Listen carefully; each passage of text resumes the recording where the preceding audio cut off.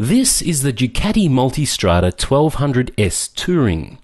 By all rights, this Italian adventure bike should not exist. I mean, imagine if Ferrari made a four-wheel drive. It'd probably look something like this. The Multistrada is Ducati's attempt to cash in on the growing adventure bike segment, which more or less kicked off when Obi-Wan Kenobi took an annoying friend and two BMWs around the world back in 2004. It's easy to forget that Obi-Wan had the Force backing him up. That is, the force of a couple of support trucks. But the rugged, windswept image of long-ranged off-road touring stuck in enough middle-aged minds to sell a lot of very pricey motorcycles. The Multistrada is a long way off being the prettiest bike Ducati has ever made. But it could be a lot worse. And hey, you don't have to look at the mantelpiece to stoke the fire, right? Let's get right down to business.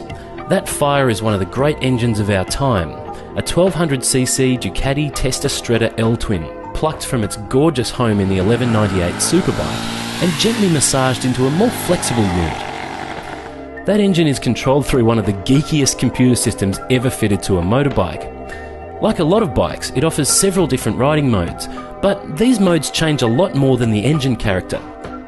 We're talking fuel mapping, traction control settings, ABS, and even electronically adjustable suspension, all from the one button.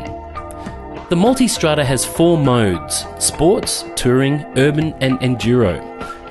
Urban mode gives you 100 horsepower, lots of traction control and a comfort-focused suspension setup. 100 horsepower doesn't sound like much in this day and age, but 100 Ducati horses don't feel anything like 100 Suzuki horses. Even in this low-power mode, the Multistrada absolutely hammers. It's ask and ye shall receive at the throttle.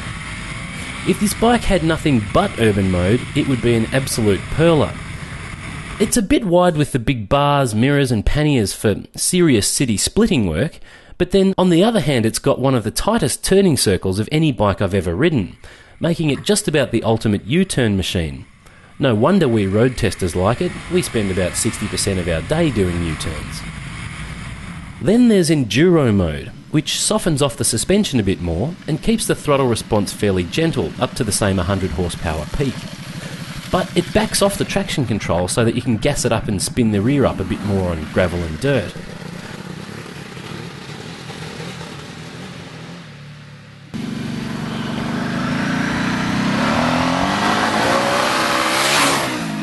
For a bike that's almost entirely road-focused, the Multistrada is a real pleasure to take into the bush. At least if you can get over your morbid fear of scratching the pretty red paint. It's pretty comfy to ride standing up. It feels quite light and nimble, at least for a frickin' 1200, and the front and rear brakes can pull you up surprisingly quickly on dirt if you trust the ABS system enough to go the big grab.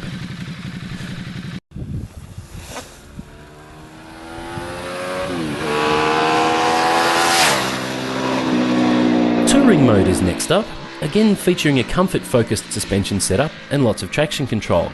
This time though, you've got access to the full 150 horsepower, albeit through a rather gentle throttle map, so you can be a bit clumsy with the throttle without losing the misses off the back.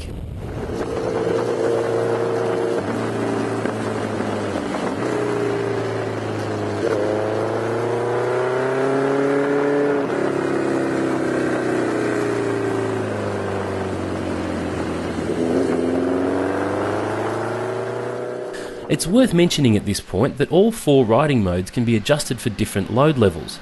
Rider only, rider with luggage, rider and passenger, rider passenger and luggage. Unfortunately, there's no setting for badly behaved passengers. Shit. The Multistrada is a superb bike for two-up riding. Both rider and pillion enjoy a very comfortable and smooth ride. And this may be the most generous pillion seat we've ever seen on a Ducati. Plus, sixth gear at 110 km an hour gives a pleasant vibration effect that might be a little too pillion friendly. Heated grips. Now there's a welcome addition on any touring bike. Although you should be aware that your waterproof gloves might not be steam-proof if you crank up the heat when it's raining. And now, the main event. Sports mode.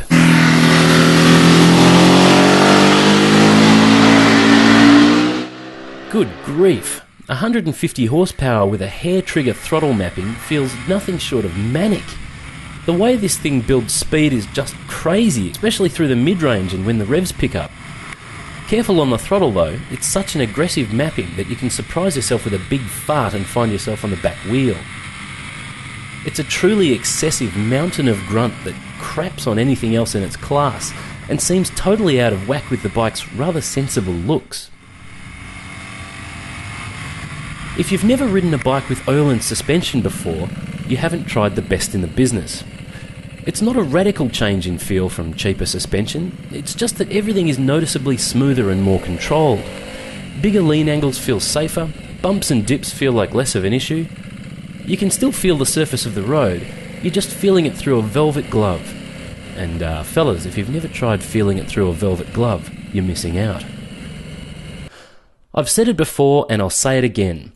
Ducati makes the best dashes in the business. It's perfectly natural and easy to read, which is astonishing given how much information it shows.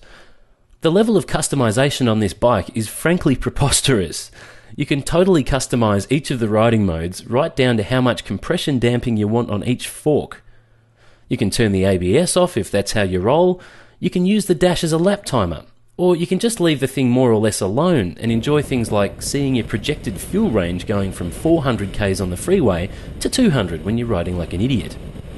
Oh, and the gear shift indicator is really handy. With a motor like this one and gearing like the Multistrada has, you'll tend to catch yourself cruising on the freeway in third or fourth a fair bit.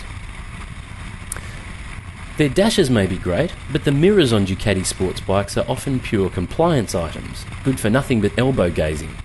Not on this bike though. These are some of the best motorcycle mirrors I've ever used. They're better than most car mirrors. I want to buy half a dozen and stick them on all my bikes. Ignition is fun on the Multistrada as well. It's keyless, or more to the point, you can keep the key in your pocket when you start the thing. The key itself is one of those fancy ones that does this, which I've always thought was a bit wanky, but then it did come in handy one night when I parked it out the dodgy side of town.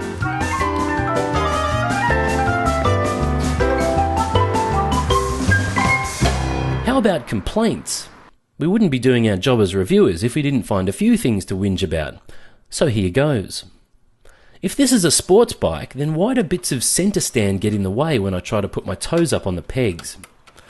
If this is a tourer, then why doesn't it have cruise control? It's not even an option. And for reference, there's an option to buy a fancy electronic fuel cap that opens itself if you're too lazy to fish the key out of your pocket. I mean, look, the fueling is completely computer controlled, you've got all the sensors you need, cruise control is 2 buttons and 100 lines of code, guys. It's the nicest thing you can add to a touring bike, and your older, richer target market will love you for it. Make it happen. The panniers are nicely sealed and waterproof, and they attach and detach pretty easily. That is until you take the bike out in wet or muddy conditions, where bits of grime work their way into the mechanism and things get a bit stuck. But let's face it, we're talking about Ducati owners here. Wet and muddy ain't gonna happen, is it? The other annoying thing about the panniers is that they're a little too nice for this nasty world. Be very careful when you put them down, they're way too easy to scratch. The gearbox gave us the odd false neutral, and we weren't being gentle with it. That's weird because the gearbox is straight out of the 1198, and we never had any dramas with that one. It also feels a bit clunky and hard to find gears sometimes. Oh, and this poxy little screen actually manages to be worse than useless. It's adjustable on the go, but all it does is let you choose which part of your helmet you want your concentrated wind blast aimed at. You get the age-old honeymooner's choice. Do you want it in your mouth or in your eye? Every lid's a noisy lid with this thing. Chuck it in the bin and never look back. At the end of the day, Ducati wants to sell the Multistrada as 4 bikes in one because of the mode switch and all the technology behind it. But as cool as the modes are, at the end of the day, the Multistrada just feels like one cohesive bike that can just about do it all. It's a kick-ass all-rounder. This thing has excelled in just about every situation we've put it in, from commuting to touring to 2-up, light off-road work to sports bike hunting in the twisties. It's comfortable, it's got top-of-the-line safety systems, or go-faster systems depending on your perspective. It handles beautifully, it looks pretty in an ugly kind of way, and it goes like 10 different kinds of buggery. A 5-minute test ride will be enough to sell loads of these things. They're really special. Unfortunately, it costs an arm and a leg, so we'll leave you with this warning. Don't take a Multistrada out for a test ride if you're not cashed up, because the ale houses are littered with pathetic souls like us who've tasted the glory but don't have the means to own one.